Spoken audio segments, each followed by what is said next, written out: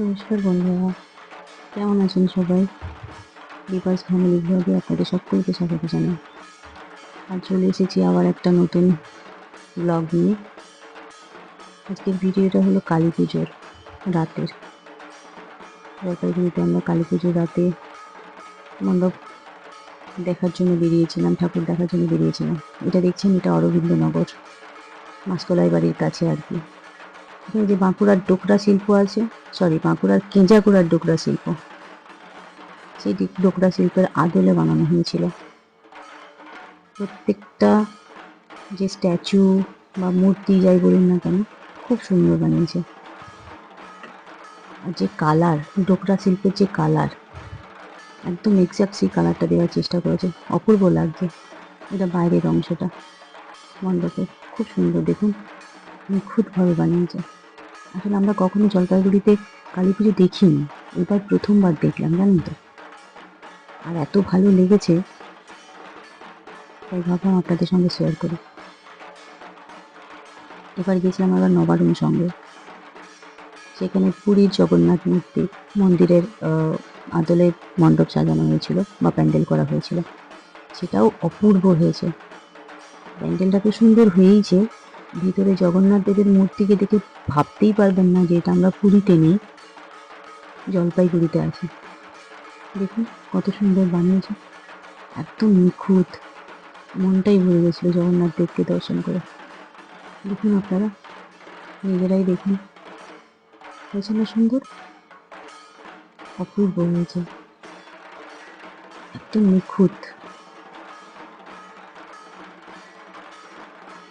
ভিতরে গোটা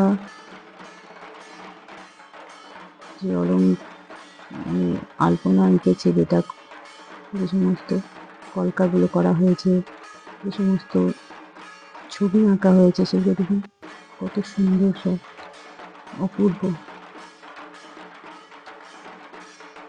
আসলে আমরা যখন গেছি না, অনেক রাত্রে গেছি, এত ভিড় ছিল, সন্ধ্যে থেকে না যাওয়াই যাচ্ছিল না। প্রত্যেকটা মণ্ডপে লাইন করে ঢোকানো হচ্ছিল। এত কার সময় আছে বলুন না, ঘরের কাজ সেরে ছেলে মেয়েদের পড়াশোনা করে তখন আর যাওয়া যায় এত লাইন দিয়ে? এটা মা বগলার মূর্তি, সেটাকেও বানিয়েছে, অপূর্ব হয়েছে না?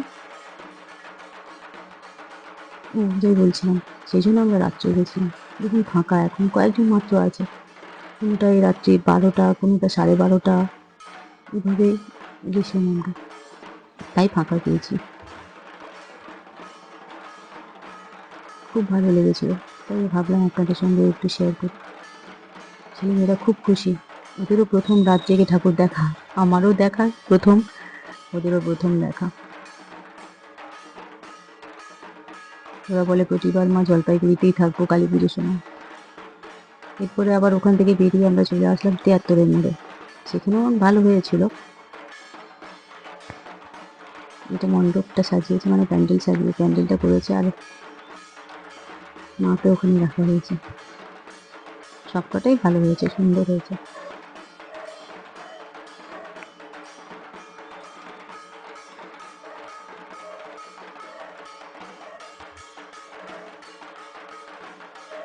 প্রতি বছর আমরা কালী পুজোর সময়তে হয়ও মামার বাড়িতে থাকি, না হলে বাড়িতে থাকি। তো আমাদের ওখানে খুব একটা কালী পুজো হয় না। এবার আমরা গেছিলাম দাদাভাই ক্লাবে, যেটা পুরনো মসজিদ পাড়ায়। সেখানে চীনের প্রাচীন বৌদ্ধ মন্দিরের আদলে মণ্ডপটা সাজানো হয়েছে, অপূর্ব সুন্দর করেছে, একদম চোখ ধাঁধিয়ে যাওয়ার মতো। আর প্রত্যেকটা দেখছেন কি, এই যে যেগুলো সাদা যেগুলো দেখছেন না, সেগুলো হচ্ছে প্লাস্টিকের চামচ, প্লাস্টিকের বোতল, এসব দিয়ে বানানো হয়েছে, অপূর্ব কারিগরি। আর এই বুদ্ধ মূর্তিটা অসাধারণ করেছে, খুব ভালো হয়েছে বুদ্ধ মূর্তিটা। লাইটিংটা এত, মানে লাইটটা একদম মুখের উপর পড়েছে বলে না, খুব ভালোভাবে মুখটা বোঝা যাচ্ছে না, কিন্তু খুব সুন্দর করেছিল এই বুদ্ধ মূর্তিটা। আরও দুটো বুদ্ধ মূর্তি করেছিল, কিন্তু সেগুলোও ভালো হয়েছে, কিন্তু তার তুলনায় এই প্রথম যে মাঝখানে যে বড় একটা বুদ্ধ মূর্তি রেখেছে, এই যে এটা একটা বুদ্ধ মূর্তি, আর অন্যদিকে যে একটা রয়েছে ওই ডান দিকে, এইখানে আর একটা বুদ্ধ মূর্তি রেখেছে। এই দুটোও সুন্দর হয়েছে, কিন্তু তার তুলনায় এটা যেটা মাঝখানে রয়েছে, এটা অসাধারণ হয়েছে। একদম নিখুঁত। আর করতে যা করেছে দেখুন, প্লাস্টিকের চামচগুলো কেটে কোনোটার চামচের হ্যান্ডেল পাত চলে গেছে, শুধু মাথার অংশটা দিয়ে করা, কোনোটার আবার প্লাস্টিকের চামচের হ্যান্ডেলটা রয়েছে। এভাবে বানিয়েছে সব কিছু। প্লাস্টিকের বোতল সাদা, সেগুলো দিয়ে এগুলো সব বানানো হয়েছে। অপূর্ব হয়েছে। এর ভিতরে দেখুন এই ঝাড়বাতিটা দেখছেন কত সুন্দর। এই দেখুন কি সুন্দর না, দারুণ লাগছে দেখতে। খুব সুন্দর করে সাজিয়েছে ঝাড়বাতিগুলো। আর ভিতরটাও আরো সুন্দর। এই দেখুন যেন খুব ভালো, দারুণ হয়েছে। ঝাড়বাতিটা অসাধারণ লাগছে। সবকটা এই যে আলোকসজ্জা বলুন, প্যান্ডেল সজ্জা বলুন, মূর্তি বলুন, সব সুন্দর। এখানে ৩টে রূপ করা হয়েছে, মানে যখন দুর্গা এবং শিবের বিয়ে হচ্ছে সেই মুহূর্তের ছবি আছে, সতীর দেহত্যাগের ছবি আছে, আর মা কালীর রূপ। মুখটা কি মিষ্টি হয়েছে দেখুন, খুব সুন্দর না, খুব মিষ্টি হয়েছে।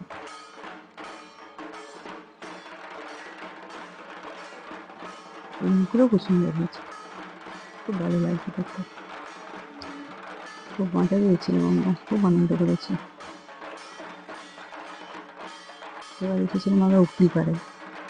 এটা যে কি হয়েছে ঠিকভাবে বলতে পারবো না, কিভাবে যে প্যান্ডেলটা বানিয়েছে, তবে আমাদের মনে হয় এটা ওই আদিবাসী দের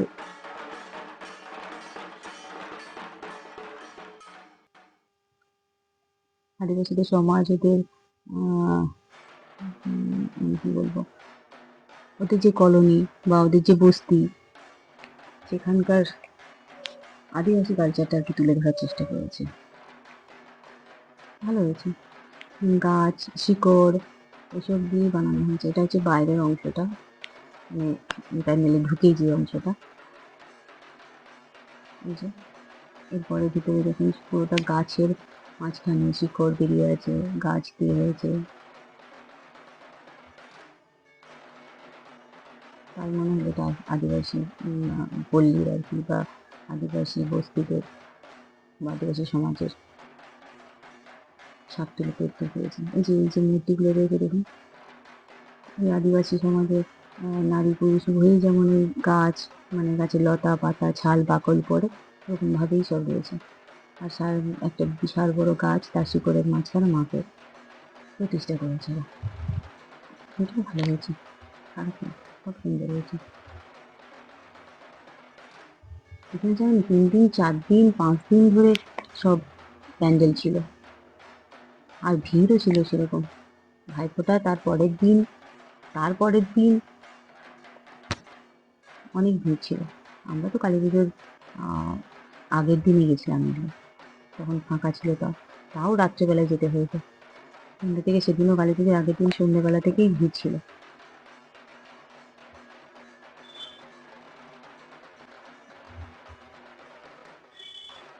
ঠিক আছে, চলুন আজ এই পর্যন্তই থাক, আবার দেখা হবে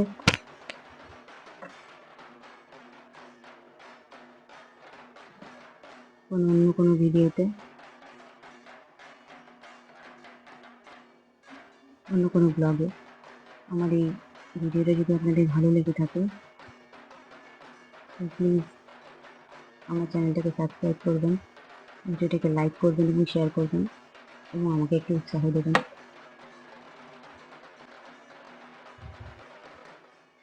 আজ তাহলে আসি।